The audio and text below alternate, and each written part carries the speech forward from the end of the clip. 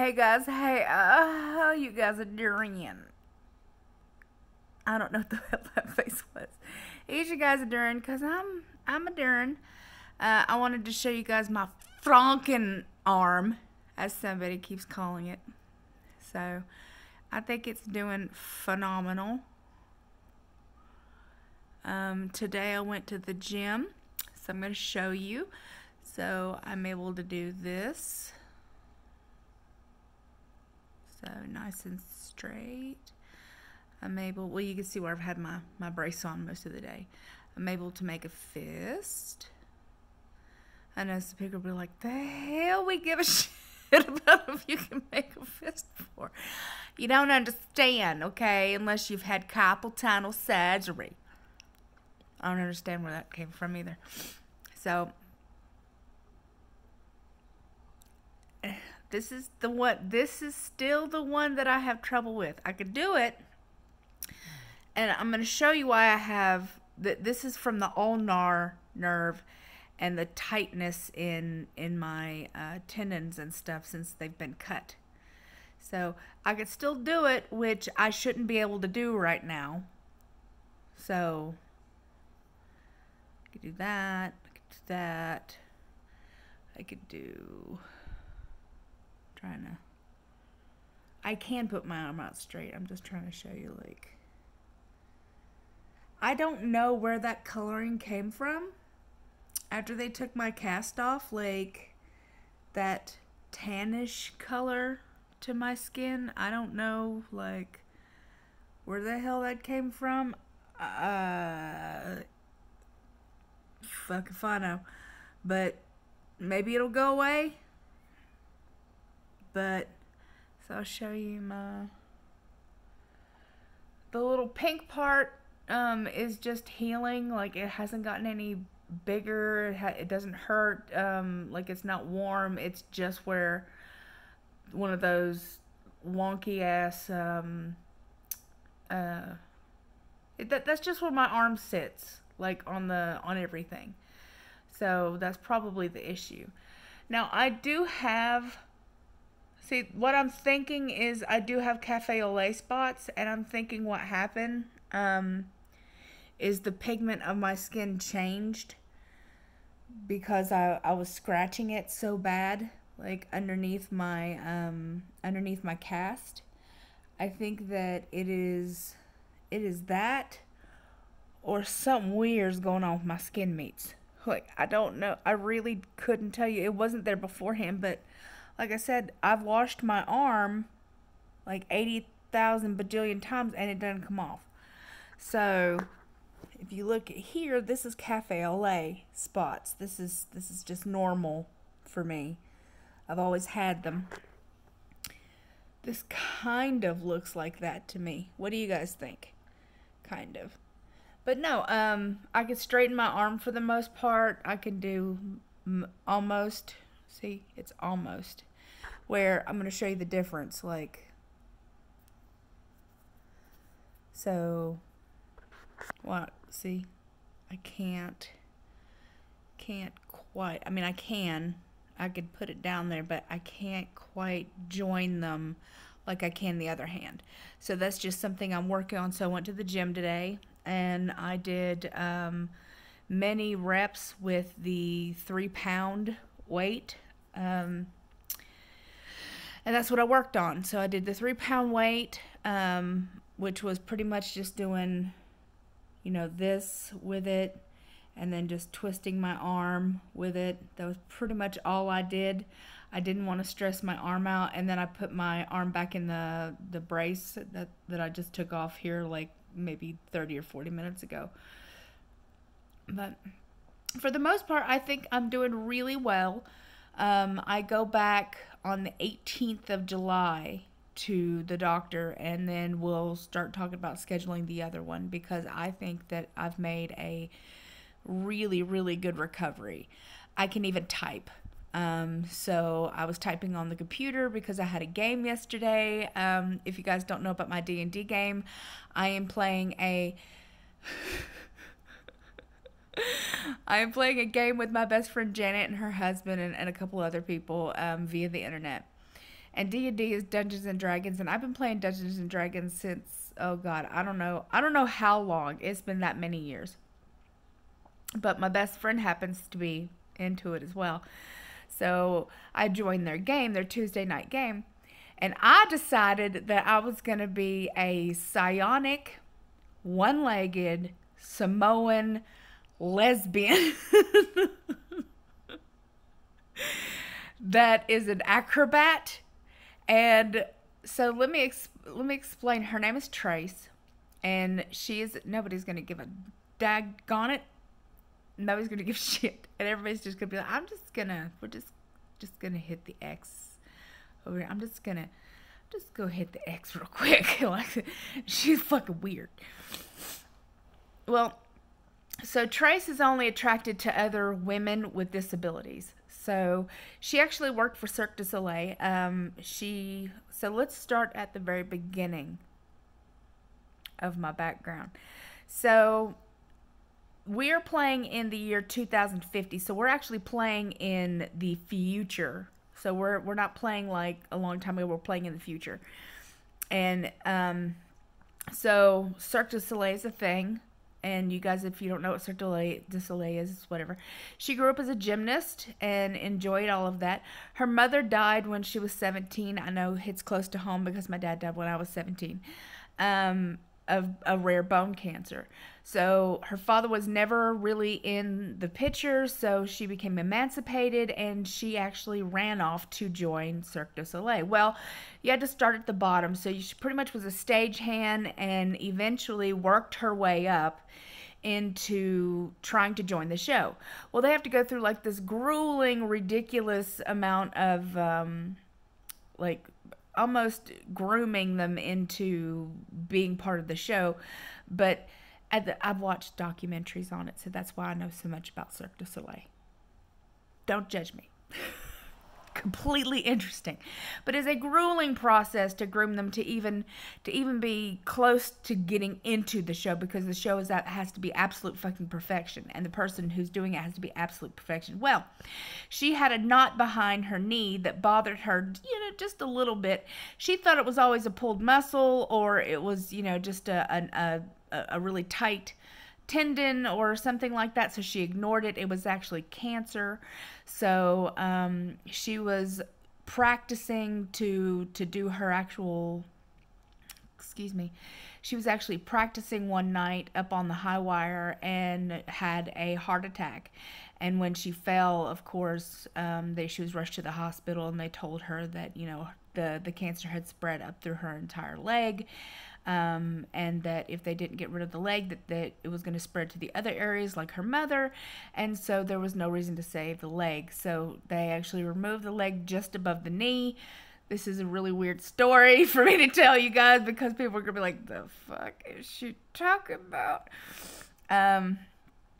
So she has learned to use prosthetics. Well, in D&D, you can use weapons. So since she is acrobatic, she is able to balance herself with one leg. So she actually takes off her leg to use as a club. Well, like Harley Quinn, how she has her she has her hammer, and on one side it says good night. I made a mix of Lucy and her hammer, which would be the club from The Walking Dead with the barbed wire all over it. And then the hammer that says good night. So she has a leg that she acts more like a huge club that she uses for battle, or to do stuff with, because she, number one, thinks it's funny. This, like I said, it's a modern character, so this would be a normal person who just thinks that shit's funny. So she had that made. She has 20 normal, different, all kinds of legs, all kinds of prosthetics, like heels, thigh high boots, like just whatever you could possibly think of, she's already got. She saved all her money from working from Cirque du Soleil and what her mom left her, so she has money to buy that kind of stuff. And right now she's going to college. So since she couldn't get back to Cirque du Soleil, they wouldn't allow, anybody with disabilities. She's now going to college, and I'm telling you, like, in my head, I'm screaming, they're not going to care. What the hell why are you giving them background to your character? There's going to be one or two people who get this, and they're going to be like, wow, that character sounds cool. And I'm going to be like, yeah. And then the other, 1,000 people that watch me are like,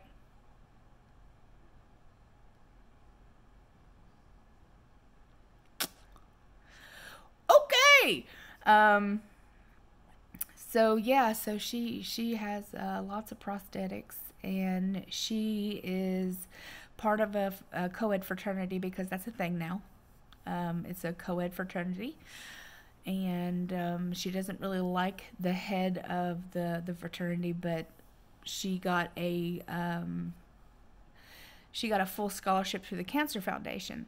Well, through the Cancer Foundation, she realized that she didn't like this fraternity and tried to leave it, but the powers that be, these people, had made it to where her scholarship was going to be revoked. And so once she started going back to all of the membership club stuff and going to the meetings and stuff like that, miraculously the foundation found funds again for her to go back to college. So she's going back to college she's a English major. She is Samoan, so she knows all about myth and lore and the gods and goddesses and all that cool stuff that Hawaiian culture, Samoan culture, all that good stuff. So that's what she's going to school for, is to be a English teacher and history buff, and maybe a history teacher, who knows, professor or whatever. That's what she's going to school for, and that's where she's going to meet the rest of the team. So, there you go. I got introduced last night for a joke. She joined the cheerleading team, and she's phenomenal at it, even though she could give two shits about being on the cheerleading team. She just thinks it's really, really funny because she wears a peg leg, like an actual pirate-looking peg leg when she does her stuff for the cheerleading team, and she's one of the ones that get to be on top. So it's hysterical to her because they can't tell her what she can and can't wear. So she wears an old pirate looking fucking wooden peg leg that has like a little stopper on the bottom so it's not stabbing other people, but it's super funny to her, cracks her shit up. And so yeah,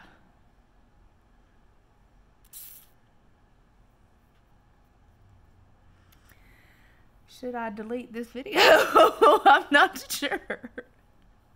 I'm gonna leave it up. I'm just gonna leave it up and see what you guys think about my character that's all weird like. I'm gonna take this video to 20 minutes because I can. And you guys, some people just enjoy hearing me talk. So here I am talking. I went to the gym. I enjoyed myself. My arm started hurting, so I had Evelyn come and get me. I made sous vide chicken last night, so I took chicken breast about 8 o'clock at night, put them in 2 Ziploc bags. The first Ziploc bag had onions, garlic, and this teriyaki marinade. And then I put oil in it because chicken breast doesn't have any fat. So it would be, to me, it would be too dry, so I put oil in it. I use grapeseed oil because it is a neutral oil that doesn't really taste like anything, has a high smoke point, and it's actually full of vitamin E and some good stuff for you. Let's see. I allowed that to sous vide, which means it's in a water bath. That means it stays at a constant temperature. I let it stay in there for about 12 hours. It just fall apart. It is super soft and unctuous and like just dripping with the marinade and everything and its own stuff. I made a big gigantic, I made 6 cups of rice. So Evelyn got rice today, and then tomorrow, the best way to make fried rice for somebody is day-old rice, so cold rice, because you want the rice to be older, and it'll be more dried out. And you also want it to be cold because when it hits the pan, it'll sizzle and it'll actually start frying up better. So I like to make a couple more. Yeah, a couple more. I actually like to make quite a few cups so that I can make fried rice. How I make fried rice is I put onions and I caramelize the onions, pretty much caramelize the onions. Not to the point to where they're sugary, just till they're nice and brown. And then I throw in 2 or 3 eggs, and I scramble the eggs with the onion, and then I turn the pan on to like screaming hot. Like I turn the pan on to probably medium high until it's like super hot, and then I remove the onions and the thing. So I put in some garlic really quickly, and then I take that out. And then I throw in the rice and the sesame oil and the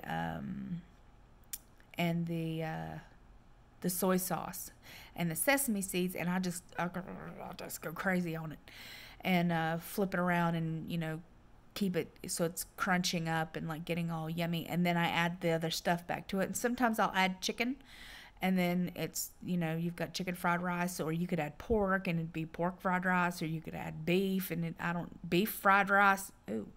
But that's how I make fried rice. I use oil, so I use the grapeseed oil, or I'll use avocado oil, because both of those are very neutral. Both of them are good fats for you, so I will use those. Let's see. Owie. I'm eating the chicken, so that's what I'm doing. I could eat the rice if I want to, but I'm trying not to do what I did yesterday. So I made a post in my video, I made a post in my, sorry, it's my allergies going to kill me. I made a post in the group last night that I ate an entire large thin crust pizza within 4 hours yesterday. I'm gonna be honest, like I'm just gonna be honest with you. Like it had bacon, cheddar cheese, provolone, and mozzarella cheese on it from Domino's. So that's what I bought, and while I was doing my game, I was munching on it, and it took me about 4 hours to eat. Now it is cracker thin, but that doesn't matter. What matters is I ate the whole thing. Now I made better choices today. So far I've had a protein shake, I've had 2 protein bars, I've had 1 gigantic thing of water, I had half a cup of coffee, and then I had like 3 ounces of chicken. So that's what I've had so far. So if I can keep myself from eating anything else that is not chicken or is not protein based, I think I'll be okay. But I'm having cravings, and I think that's half my problem, is that I'm having weirdly odd cravings for sugar. So I don't know what my problem is, like why I'm continuously like wanting sugar. Hopefully eventually, like, you know, it seems like and I have to yawn apparently. I need oxygen because I'm not tired. It seems like that my body is trying to tell me that it wants something specific, and it is unhappy until I give it to it. So I don't really know. We'll see. We will see. Other than that, guys, I wanted to tell you that if nobody told you today that you're amazing, I don't mind doing it. You're amazing. If nobody told you today that you are loved, you are kind, and you're compassionate, I love you. I believe you are kind and compassionate because you are here. If nobody told you today that you're worthy and that you're enough and that it's okay not to be okay, I'll be the first person to tell you today then. You are worthy, you are absolutely enough, and it is definitely okay not to be okay. If all you've been able to do today is just get out of bed, well, I'm proud of you. If all you've been able to do today is just, you know, make yourself a cup of coffee and sit down and take care of like what little bits you can, then I'm proud of you. So I absolutely love, adore, and cherish you guys being here with me. If nobody's told you that you would be needed or that you would be missed, I would miss you and I need you here. So I hope everyone's having a wonderful day, no matter where you happen to be in the world. And I wish you, as always, the very best that I can possibly do. And I'm sorry for the weird video. And I will talk to you guys very, very, very soon. Mwah. Ow. Ow, ow, ow. Bye.